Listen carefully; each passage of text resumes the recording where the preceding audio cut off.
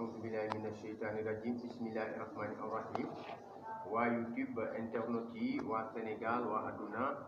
tey dama ñëw nag del soit pour defal leen benn vidéo boobu nag day dox ci mbirum kaaraange lii mbirum kaaraange lay dox waaw léegi xaatim la waaye xaatim bi ci mbirum kaaraange lay dox waaw maanaam boo ko seetloo fii xaatim bi fii bi rond bi nekk ci digg bi maanaam boo seetloo li ko wër nii fukk ak juróom benn turu malayka ay malayka alayhim wasalaam ñoo wër rond bi nekk nii bu pare nag li aussi li ko wër mooy ayatul kursi waaw léegi nag kii nii maanaam bu fekkee ne da nga jël xaatim bi day nit ki fii lay def turam waaw fii ngay def sa tur da ngay def fii sa tur bu la neex sa tur ak sa sant ak sa turu yaay wala nga def sa tur ak sa turu yaay nga def ko fii ci digg bi bu ko defee nag xaatim bi nit mën na ko def jaaro nit mën na ko def lam nit itam mën na ko def téere di koy takk ci sa ndigg nit itam mën na ko def téere di koy dugal ci sa poos wala itam nga def ko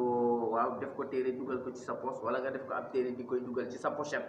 waaw li ci am solo daal mooy fooy dem na nekk ak yow bu ko defee incha allah kii kiiraay la boo xam ne kiiraay bu am doole la macha allah kiiraay bu am doole la léegi nag nit ki aussi bu ko neexee mën na jël maanaam juróom-ñetti turu malayka yi nga xam ne moom la ñuy wax chérubin yi mooy juróom-ñetti malayka yi nga xam ne ñoo téye kursi yu maanaam dañ ne photo yu yàlla bi yàlla toog juróom-ñetti malayka yooyu ñoo ko téye bu la neexee yooyu boo xëyee rek sax boo xëyatee aussi nga nafar leen maanaam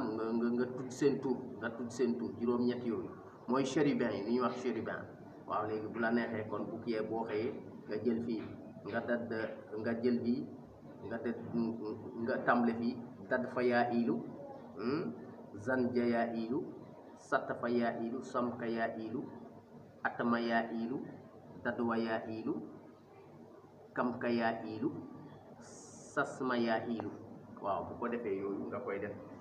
bët bu set nga koy def bu ko defee itam incha allah yàlla daf lay aar ci lépp loo xam ne day lore waaw loolu xaatim bu am solo la maanaam kiiraayam nag yàlla rek a xam mais daal maanaam kiiraay bu baax la daal macha allah tabaaraka wa taala xam naa daal ku ko yor incha allah yàlla dina la musal ci musiba yu bëri. Alors maintenant en français je dis que ce khatim là c'est un khatim qui a été conçu uniquement pour la protection. Alors vous avez ici un rond aussi au milieu, mais le rond là est ceinturé par 16 anges. Après maintenant, tout autour maintenant, vous avez le ayatul kursi qui ceinture donc le nom des 16 anges. Alors vous mettez ici votre nom, vous mettez peut-être le nom et le nom de la maman, votre nom et le nom de votre mère, vous pouvez mettre ça. Et puis maintenant, ça on peut se laver pendant 7 jours ou bien on peut l'attacher comme talisman au niveau de la ceinture ou bien on peut en faire un talisman que l'on met dans la poche ou bien dans le porte-monnaie. Voilà. Alors, il est aussi possible de réciter le nom des 8 anges ici qu'on appelle les chérubins, c'est-à-dire les 8 anges porteurs du trône. Si vous le faites chaque jour, chaque matin aussi, Inch'Allah, vous aurez une protection, Inch'Allah. Donc il s'agit chaque jour de réciter Dadfaya Ilu, Zanjaya Ilu, Satfaya Ilu,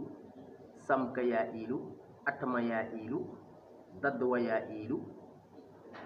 Kamkaya Ilu, Sasmaya Ilu. Voilà, donc qu'Allah y mette de la baraka. Donc voilà, donc c'est ça que je vous avais apporté pour donc service de protection. Assalamu alaikum wa rahmatullahi ta'ala wa barakatuh.